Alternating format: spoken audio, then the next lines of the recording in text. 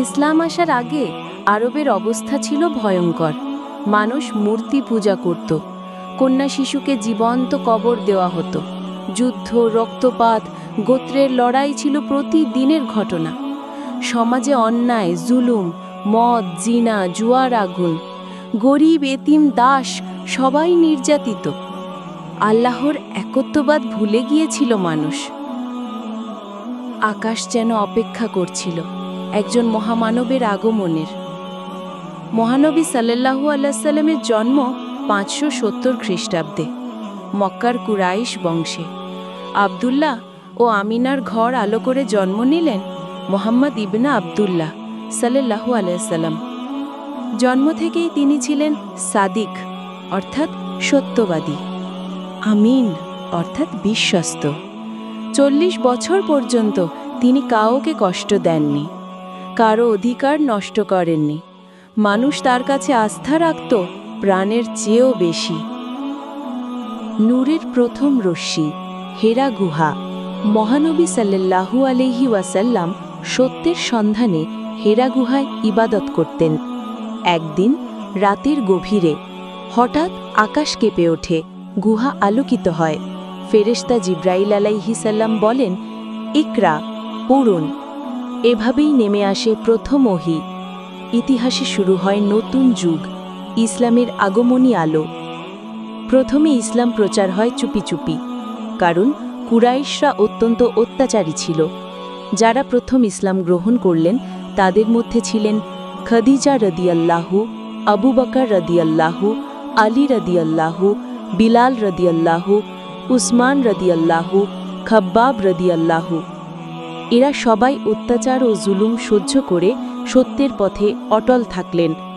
তারপর আল্লাহ নির্দেশ দিলেন, আপনি যা নির্দেশ পেয়েছেন তা প্রকাশ্যে প্রচার করুন। শুরু হলো ইসলামের উপর ভয়ঙ্কর নির্যাতন।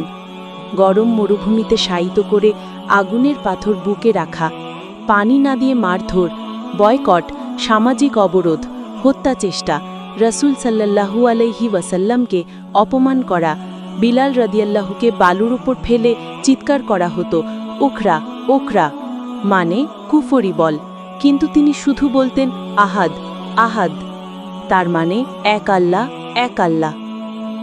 এভাবেই ইসলাম যন্ত্রণার আগুনে গড়ে উঠছিল। মক্কায় জীবন অসহ্য হয়ে গেলে আল্লাহ নির্দেশ দিলেন হিজরত, মদিনায় স্থানান্তর। মক্কা থেকে মুসলমানরা পালিয়ে যেতে লাগলেন। তাদের ঘরবাড়ি লুট হলো, সম্পদ কেড়ে নেওয়া হলো। শেষে মহানবী সাল্লাল্লাহু আলাইহি ওয়াসাল্লামও হিজরত করলেন আবু বকর রাদিয়াল্লাহুকে সাথে নিয়ে। থাকলেন সুরাকাহ তাড়া, খুনের চেষ্টা, গুহার আশ্চর্য ঘটনা যেখানে জালের ওপরেই তিনি লুকিয়েছিলেন। মদিনায় পৌঁছানোর পর শহর আলোকিত হয়ে গেল। ইতিহাসের প্রথম ইসলামী রাষ্ট্র প্রতিষ্ঠিত হল। মদিনায় ইসলামী রাষ্ট্র গঠন। মদিনায় এসে রাসূল সাল্লাল্লাহু আলাইহি ওয়াসাল্লাম ভ্রাতৃত্ব প্রতিষ্ঠা করলেন, মুহাজির অনসর। ইসলামী সনদ মদিনা চার্টার তৈরি করলেন। মসজিদে নববী নির্মাণ করলেন, আইনের ভিত্তি স্থাপন করলেন, সমাজে ন্যায় বিচার চালু করলেন। মুসলমান, ইহুদি ও অন্যান্য সম্প্রদায়ের মধ্যে শান্তি চুক্তি করলেন। এটাই ছিল পৃথিবীর প্রথম পরিপূর্ণ ন্যায়বিচার ভিত্তিক রাষ্ট্র। ইসলাম প্রতিষ্ঠার জন্য মুসলমানদের মোকাবিলা করতে হয়েছিল বড় বড় যুদ্ধ, বদর, উহুদ, খন্দক, হুদায়বিয়া চুক্তি, মক্কা বিজয়। প্রতিটি যুদ্ধ ছিল সত্য মিথ্যার চূড়ান্ত পরীক্ষা। মুসলমানরা সামান্য বাহিনী নিয়ে শুধু আল্লাহর ভরসায় জয়লাভ করতে থাকলেন।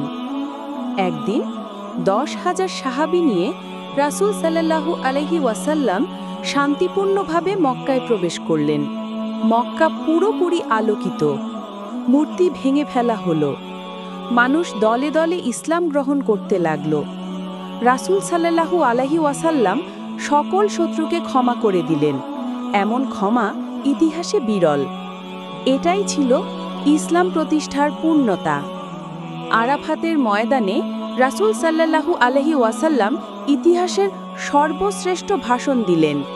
কোনো আরব অনারবের চেয়ে উত্তম নয়।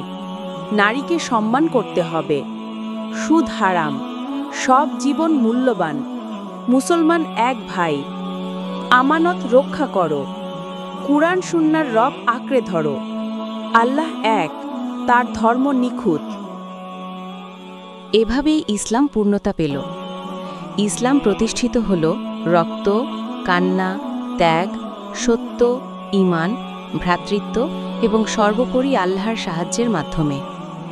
ইসলাম কোনো জুলুম বা যুদ্ধ দিয়ে নয়, বরং নৈতিকতা, ন্যায়, দয়া, করুণা এবং সত্যের শক্তিতে প্রতিষ্ঠিত হয়েছে।